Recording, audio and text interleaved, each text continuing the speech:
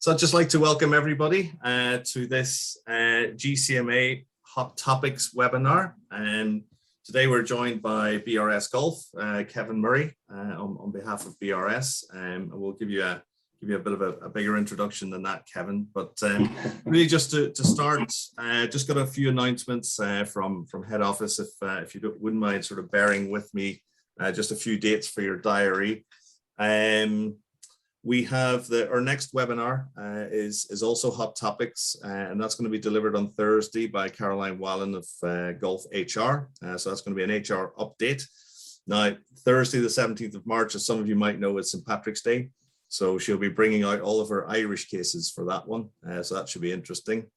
And very much an Irish feel to it this week. You know, based on the Ireland's magnificent win at the weekend in the rugby. We obviously, Kevin and BRS are of a strong Irish tradition as well. So you'll have to bear with us this week.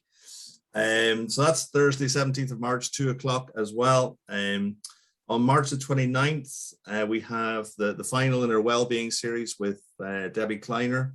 That's also 2 p.m. Going into April, we have the Principles of Golf Club Management course running from the 4th to the 8th. We also have an England Golf webinar on World Handicapping System and iGolf. That's on Tuesday the 5th.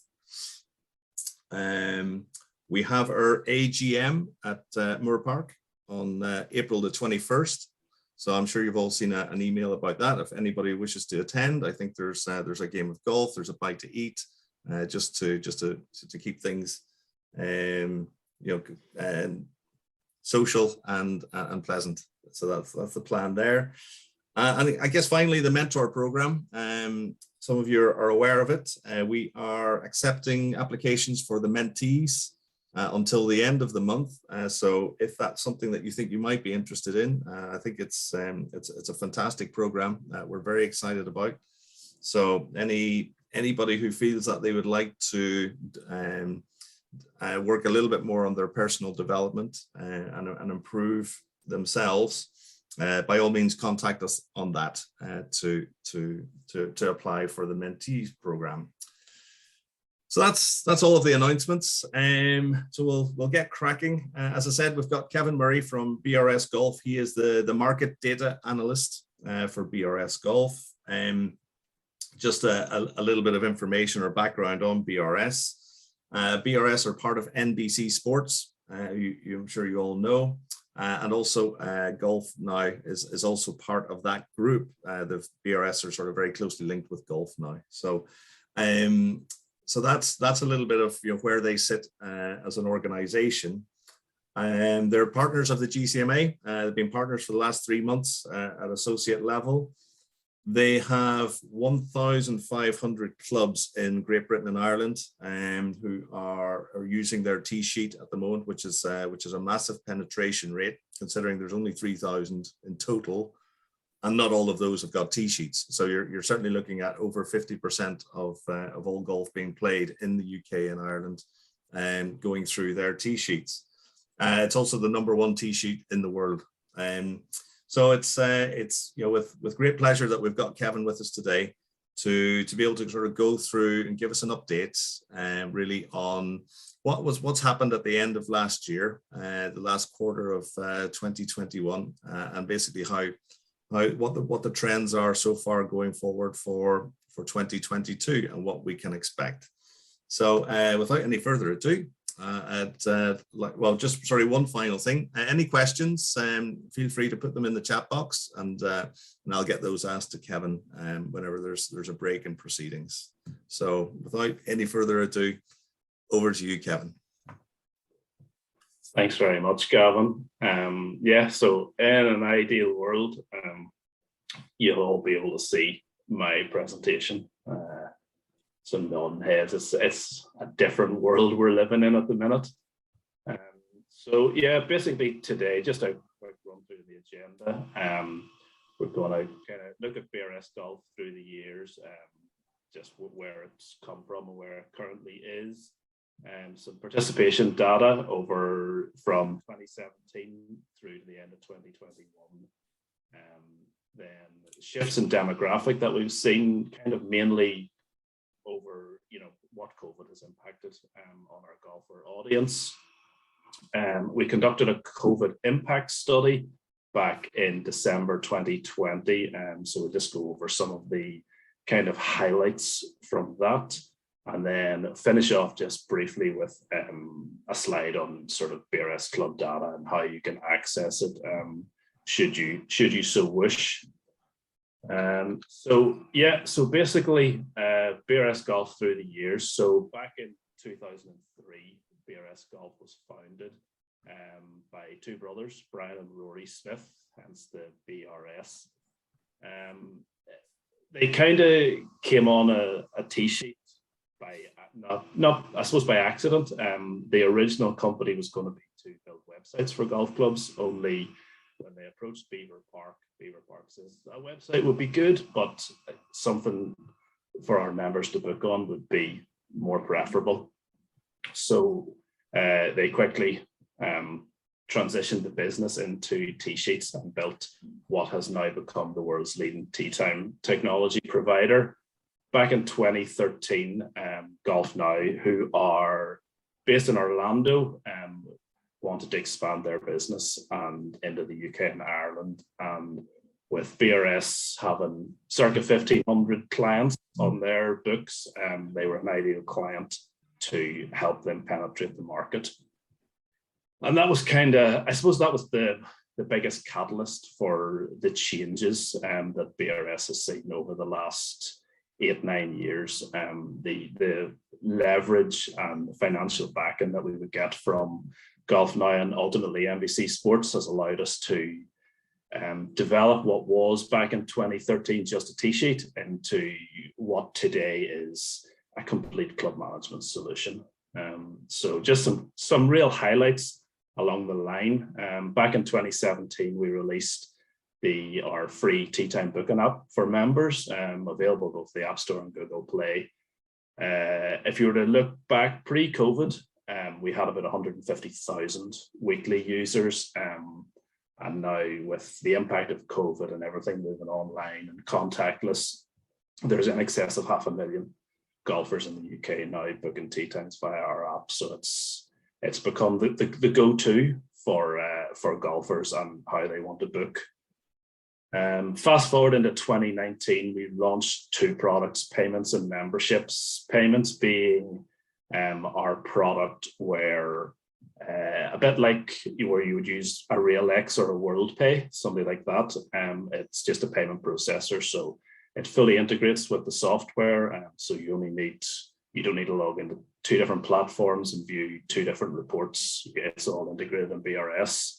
And then memberships, which is our software to effectively manage your membership, whether that be billing, payments, subscriptions, late payers, overdue bills, and whatnot. Then 2020 was a big step. I think the whole golf industry started to change in the UK here with World Handicap, and we partnership with Golf Genius, who would be kind of best in breed in terms of competition management. So we partner with them, and we have now competition management with them, which integrates with World Handicap across all golf unions in the UK and Ireland. And then 2021, probably the final piece in the puzzle, we introduced our EPOS offering, which was kind of the final piece in the puzzle, I suppose, to complete our full product suite. So you've got point of sale, whether that be in your pro shop, bar, restaurant, and then it integrates with the tee sheet, your inventory. So it's all in the one system for you. So that's, in a nutshell, that's where BRS has come from, and it currently sits over the last kind of 8 or 9 years, I suppose. A different company than it was 8 years ago. Today, we're probably going to look at a couple of things. Where golf is now. So where golf is now, but I think rather than just looking where it is now, we probably need to try and cast our minds back 2 years as to where golf was. Back 2 years ago, all the chat was around the decline of golf. It's male, pale, and stale. It just, what did the future of golf look like? Hi, Kevin. Sorry, can I interrupt you just very briefly there? We're having a little bit of trouble with your sound. It seems to be in and out. So I'm not sure if you're covering over the microphone or if it's something's gotten in the way. Most of the time it's fine, but just occasionally it sort of Comes in and out. I find it quite hard to hear you. So, all right, let me see.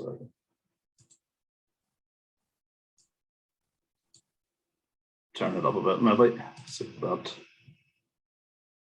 if that helps any.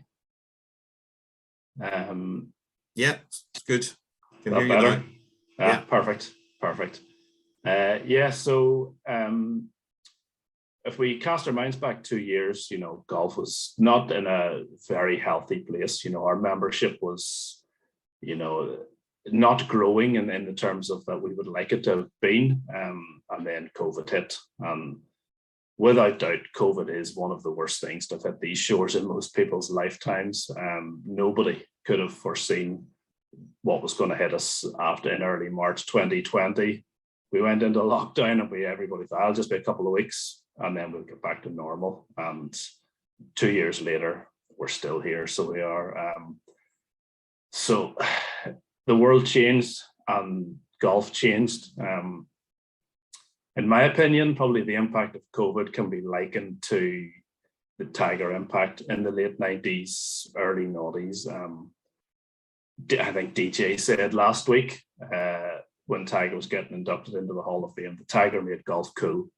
COVID, all of a sudden, with it being an airborne disease, being out in the fresh air was one way to combat it. We could stay together whilst keeping apart effectively out on the golf course.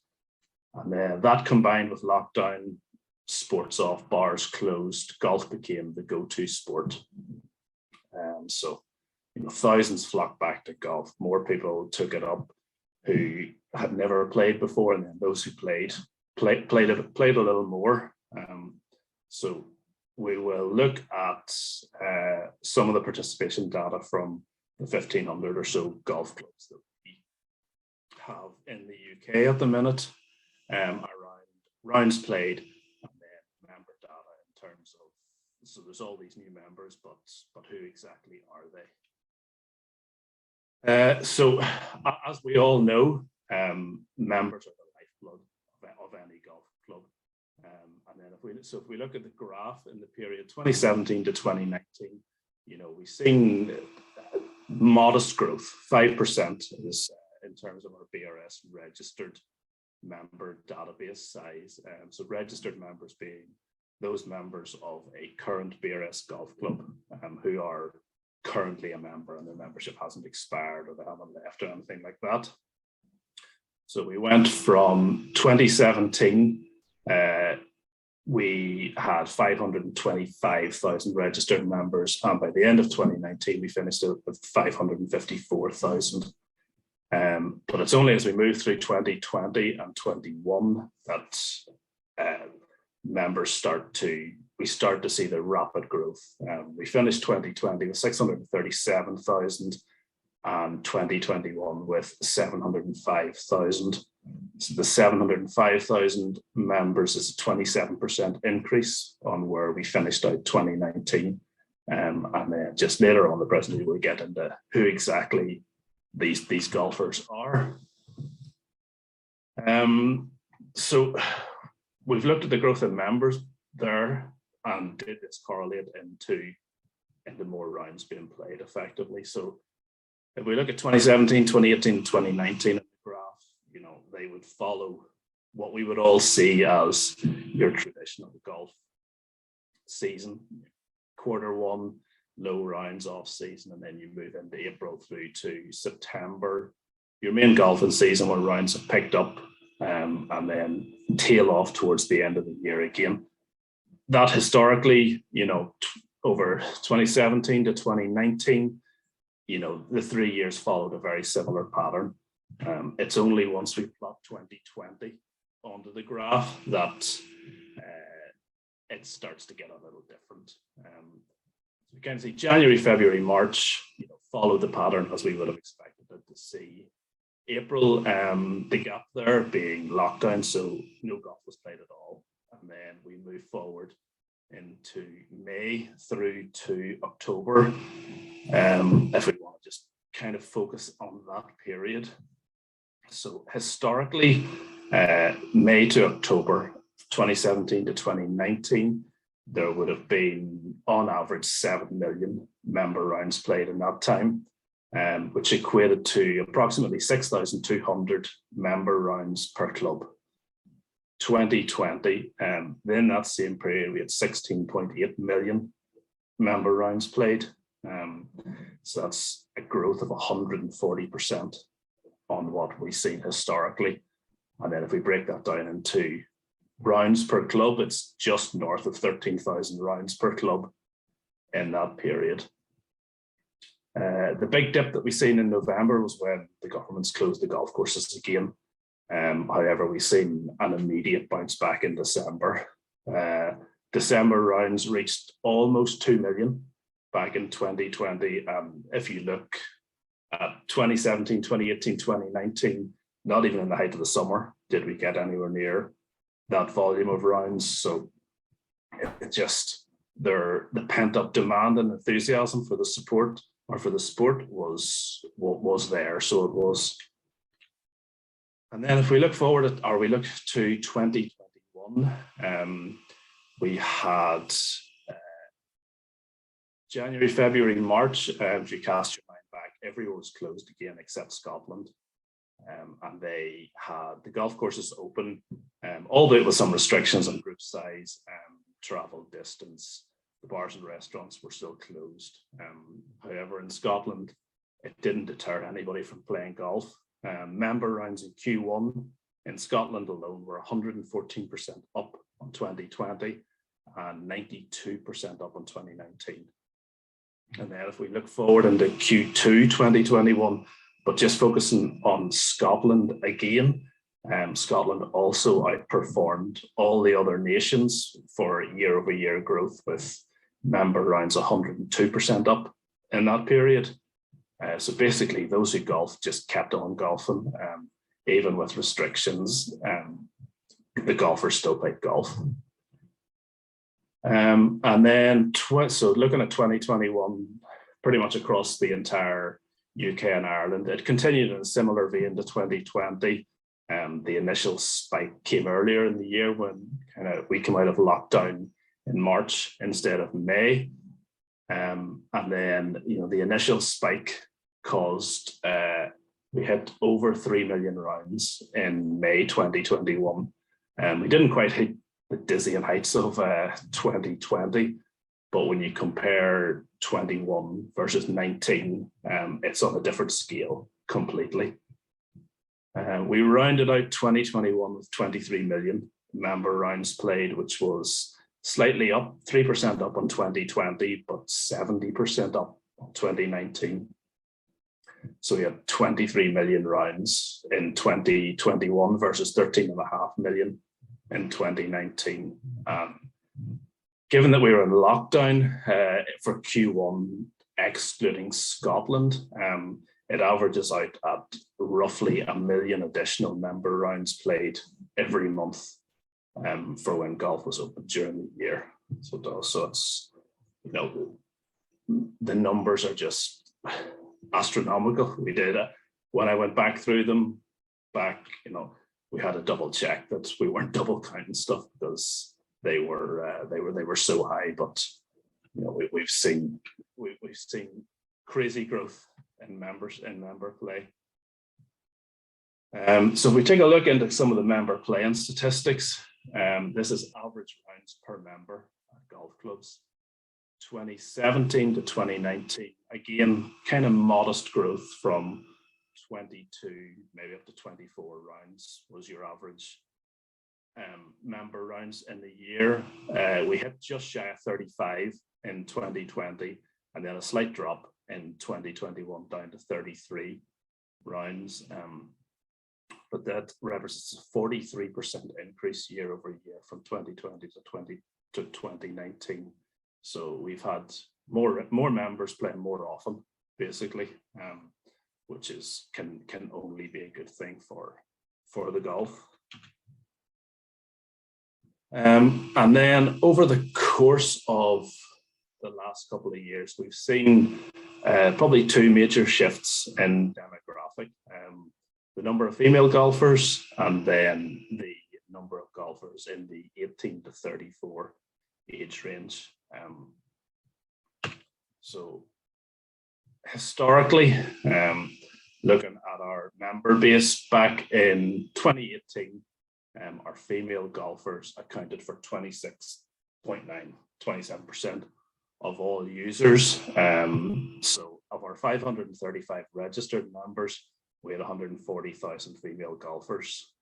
Fast forward to 2021, not only has our user base grown to in excess of 700,000, but the percentage of female golfers has grown to just shy of 30%.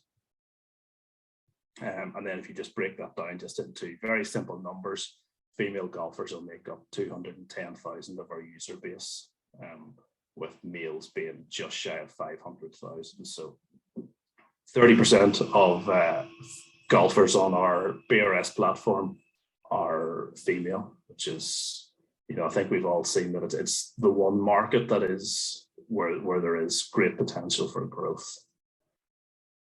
And then the second major shift that we've seen has been in age demographic.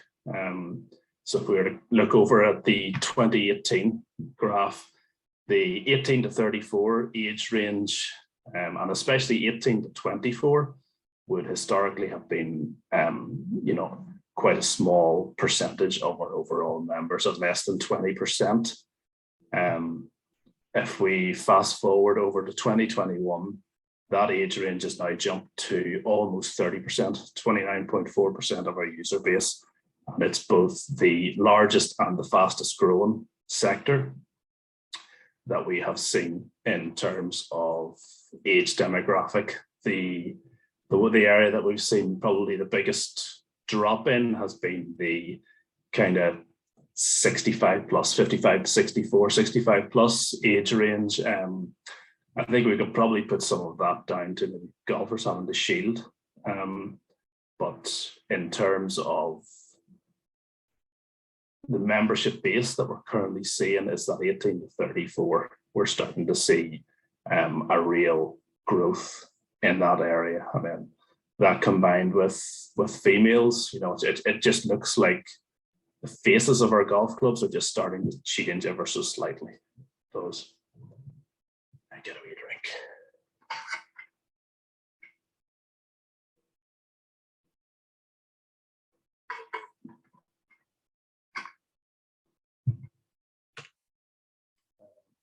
And then in December 2020, we conducted a COVID impact study.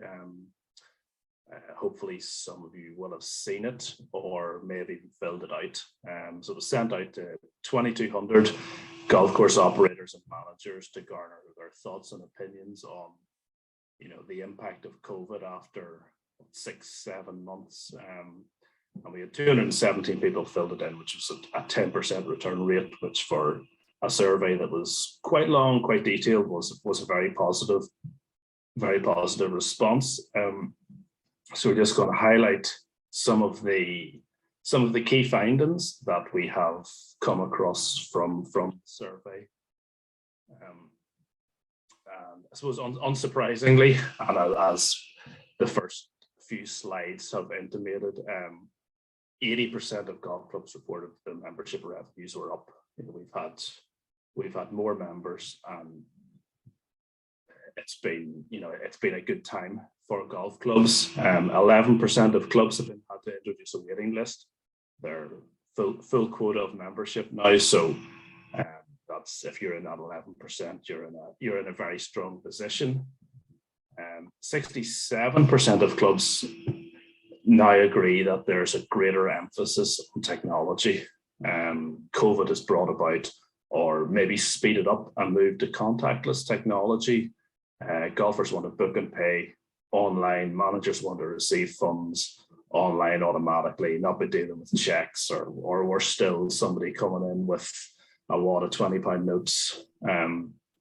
So this sea change has saved countless admin hours for both golfers and managers with the new technology. And then 76% of respondents are anticipating that contactless transactions are here to stay after COVID.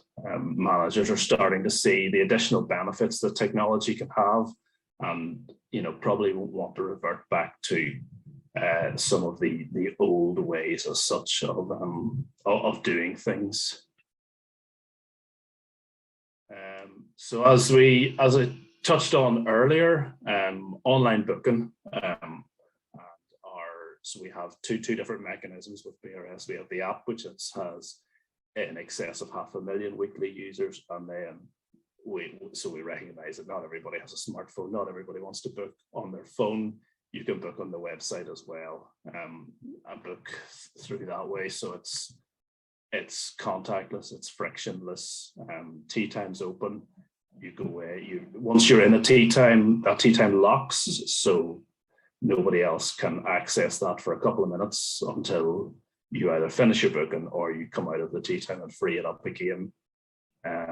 For example, on a Sunday evening, the competition for the following week will open at 8 o'clock, and there's always the mad rush to be, when 8 o'clock comes, to be first in and try and get your allocated time. From any sort of correspondence or we have with both golf clubs and golfers, online booking has definitely changed. There's a lot of golf clubs who maybe either didn't have a tee sheet or had a tee sheet and maybe didn't use it as well as they could have been using it. They had a tee sheet but still used ball and shoot. For example, we had quite a few golf clubs like that. Now you have, you book your 10 o'clock tee time on a Sunday morning and you turn up at 10 o'clock and you play at 10 o'clock.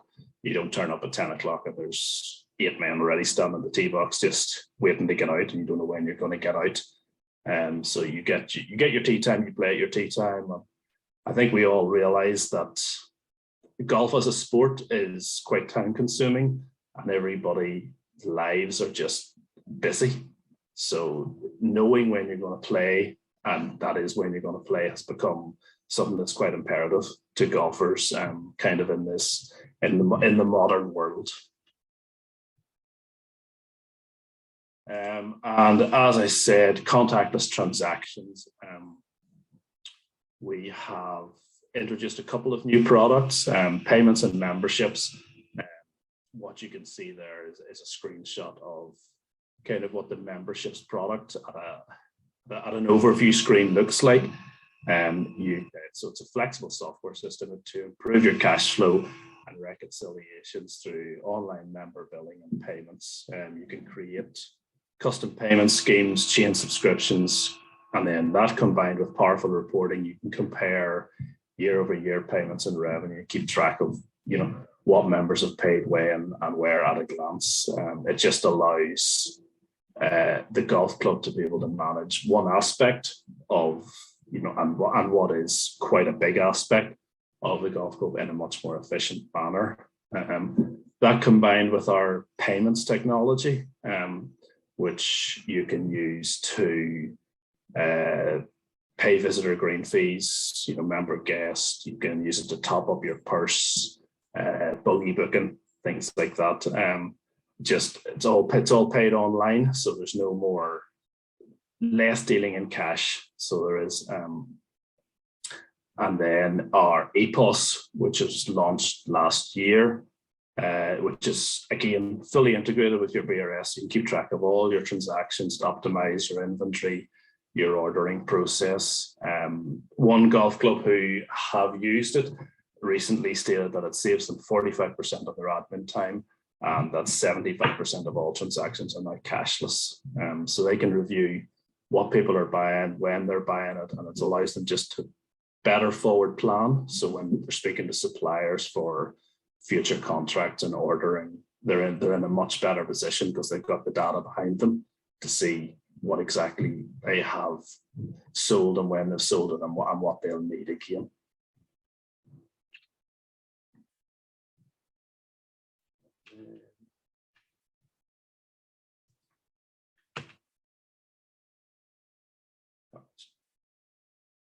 Yep, and then in 2021, I start to lose the years, so I do.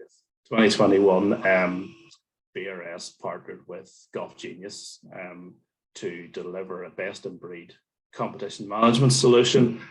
Last year, it was kind of rolled out slowly, so it was they didn't want, every golf club in the UK getting it. So last year we powered over 50,000 rounds using the technology. The technology it's a complete solution for live scoring through our BRS Golf scoring app, online booking, payment solutions, and there's a full seamless integration to World Handicap through all the golf unions in the UK and Ireland. It's fully integrated with a T-sheet, member booking website and app. It gives managers complete visibility into all their operations. So it saves countless admin hours. You can set up competitions, you can run competitions within competitions, and it's very user friendly. You log into the BRS members app and it automatically syncs with the scoring app, so it's single sign-on. So there's no need to remember 2 passwords for 2 different systems, and so it's all very, very, very, very user friendly. And so far the feedback on it has been very positive. And then the one kind of final piece of the puzzle was, so we have all this data, and when I share it with you here at such a high level, with here's what the UK is doing, here's what England is doing, for example, what your own golf club is doing is a lot more relevant.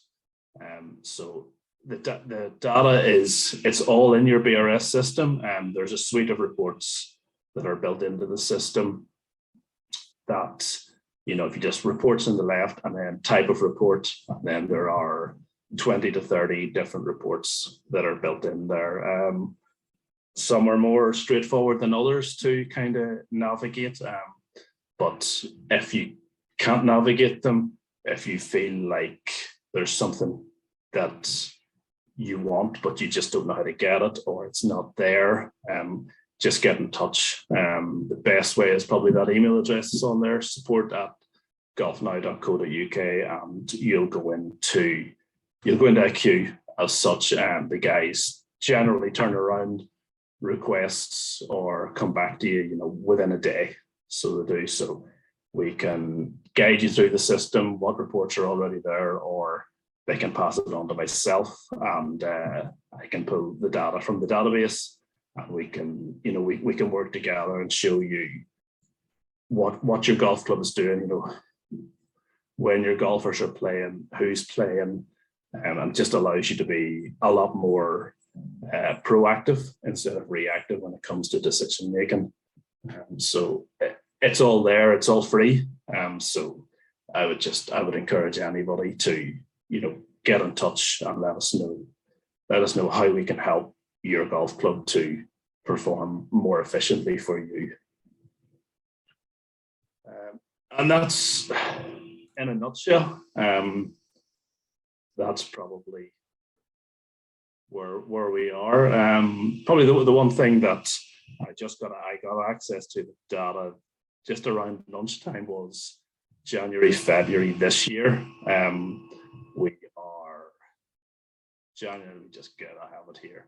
January, with it being such a mild month, we've done almost 1.9 million member rounds in January this year, and 1.3 in February. So this year has carried on the way 2020 and 2021 were 1.9 million rounds was 108% up on the 2020 number, which is, I suppose, January 2020 was pre-COVID, so it was kind of a normal month as such.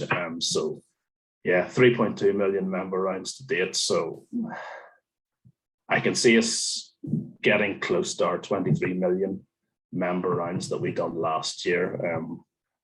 Probably won't beat it, but I think we'll get a hell of a lot further down the road than the 13.5 million rounds that we done in 2019. So far so good. 2022 has kicked off in a positive manner.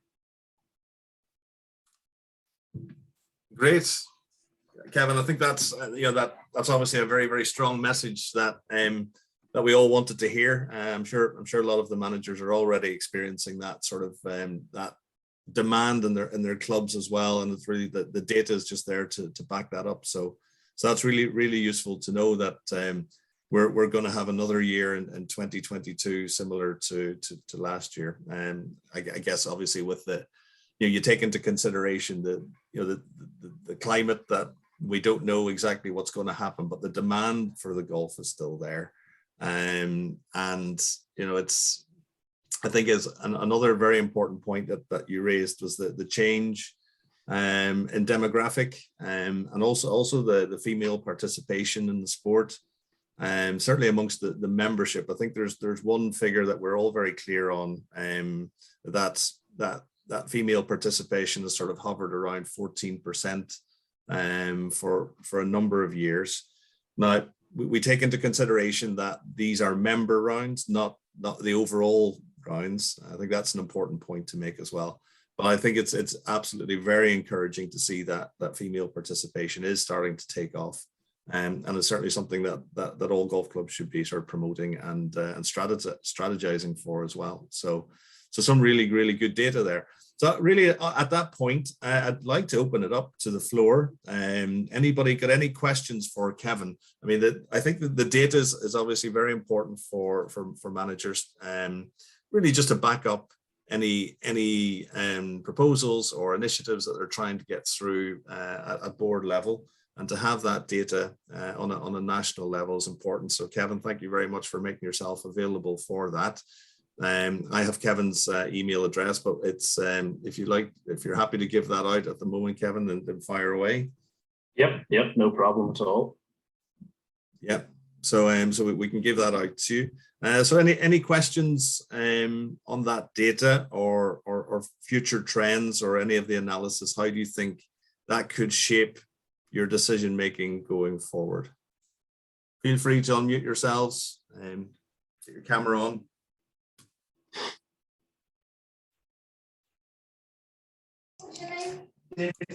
Afternoon. Hi, Mark.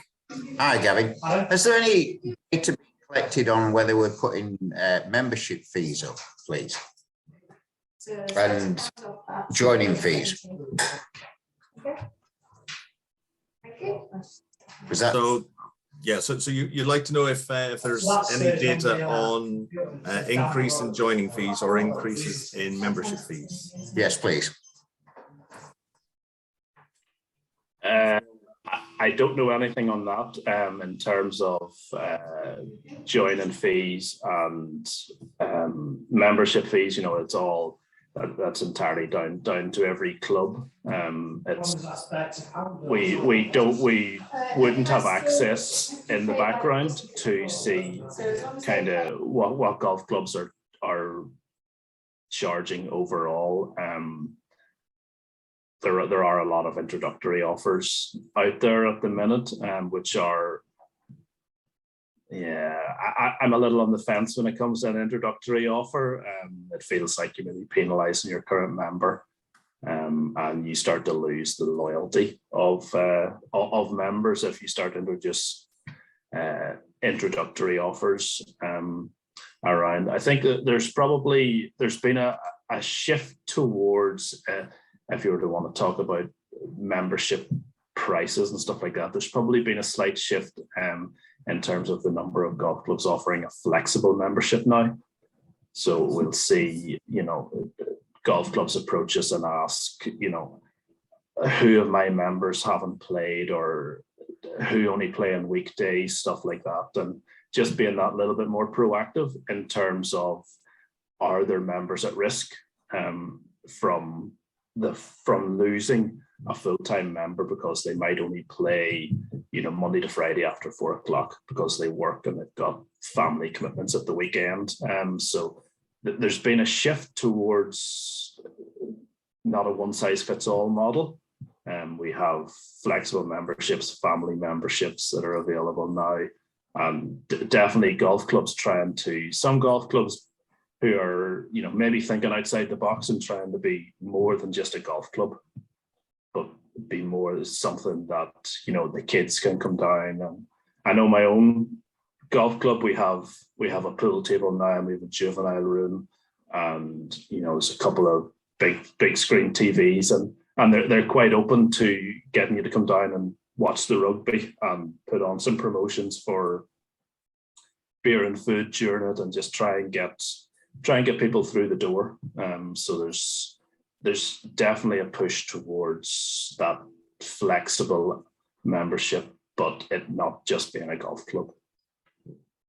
Yeah, I think I concur with that, Kevin. That's certainly some of the stories that we're hearing as well. Obviously, depending upon the club and the facilities that they have and or could potentially have in the future. Mark, I think the demand will drive the prices up. You've got inflationary pressures as well, just over the economy, so that will also drive the prices up. And I think each club will have to look at their own specific circumstances. It's very difficult for us to get any sort of data on a local area or regional area without sort of massive cooperation from the managers to divulge all that information. So, but by all means, we can sort of look into that. Does that sort of answer your question? Sorry, I had to mute you there. Sorry. Yeah. Sorry. Thanks. I was still at work, unfortunately.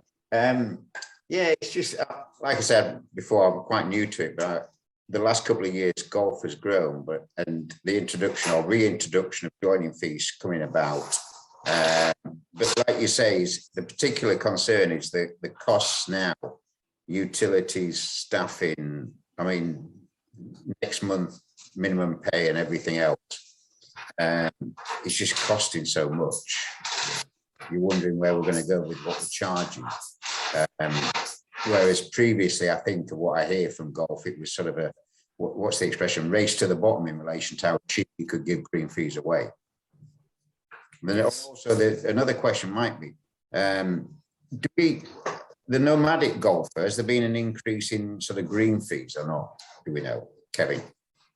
Yeah, there has. We kind of, if you were to look at 2017 through to 2019, the early part of 2020, green fees probably on average, we're quite flat. We've seen since COVID, visitor green fees are probably up in the region of 25%. So there just is, and it goes hand in hand with demand. There's golf clubs only have so many tee times per day, and once they're gone, they're gone. And then when you add in a bigger member base, your visitor tee times both become, in terms of volume, less, and then in terms of pressure to sell them, less, because your membership base and membership revenue is that much higher. So you're under what visitor revenue, what used to make up maybe a higher percentage, now makes up a slightly lower percent. So you can then charge, that optimum price for it. So we definitely have seen, quite an increase in visitor green fees, and it was one thing. Golf Now, we conducted a survey for both new bookers and people who haven't booked in a while, and it was probably the number one reason for people that haven't booked was the lack of deals anymore. And it was just, it's just purely down to supply and demand effectively. So those golf clubs are able to just charge that higher price point for what they have. Yeah, it's definitely a very interesting sort of development over the last couple of years, Kevin. That's sort of your revenue profile, if you like, and whether it's coming mostly from memberships or your green fees. And obviously, there's a few clubs dotted around the country who depend very heavily on green fee revenue, who suffered a bit during the pandemic, but hopefully are starting to see the benefit and the increased demand by being able to charge a premium again on their green fees. So again, it comes down to sort of the individual sort of status of each club. and the members, what the members actually want. Would they prefer to have sort of something a bit more like Millionaires Golf, where they can turn up and play, which obviously reduces the amount of green fees that are available, but somehow you have to make that revenue up. So does the membership fees have to go up because of that? And again, decisions at a club level. So anybody else got questions for Kevin while we have him here? Data analysis, market data analysis is his role. So the one thing I was going to say just on that nomadic golfer is, if anyone is interested, we have a benchmarking tool that we use and it's just solely based around visitor golf. So effectively, you can tell us who you see as like your 5 or 6 competitors in your region, and then we put them all in, and we'll show graphs of how you perform, how the county performs, and then how the 5 or 6 competitors that you see. It's all aggregated up, so you don't see anybody's business critical information as such, but you'll be able to see how Mourne Golf Club down the road, what they roughly charge on a Monday afternoon versus what they charge on a Sunday morning, and how much of their business is in particular segments of days. So you can work out, when your membership plays, and when your golf course is quieter, and then how you can kind of fit that visitor in around your members without overly upsetting the membership base. And again, you get in touch with your account manager or myself. We can add it in. We can send the reports to you as often as you like, but it just gives you an insight into both how you're performing and how your competitors are performing, and allows you to make data-driven decisions, I suppose. Yeah, that's very interesting. That benchmarking, yeah, I mean that sounds very useful. So that's maybe something, Mark, that you were looking at, but really on the green fee side. But yeah, I'm used to benchmarking in hotels. In fact, they use it to a certain degree to beat managers up if they're not producing. But no, benchmarking would be a good thing, I think, in this industry to see, because potentially it helps us to stop slitting each other's throat on rate. Yeah. Definitely. Historically, you would have seen, one golf club in a county reduce their price to a tenner, and everybody just goes and plays there, and everybody else just feels compelled to do the same, and it's that race to the bottom that one golf club just starts it and everybody has to follow, or so it's just not starting that is probably the key. Yeah. Good. Well, I think that's a lot of what we do within the GCMA as well, Kevin, is that networking, the community aspect of being in constant communication with other managers in the region as well, to sort of to know what's going on in their clubs. And I think that's something that we absolutely should promote. So I think, unless there are any further questions from the floor.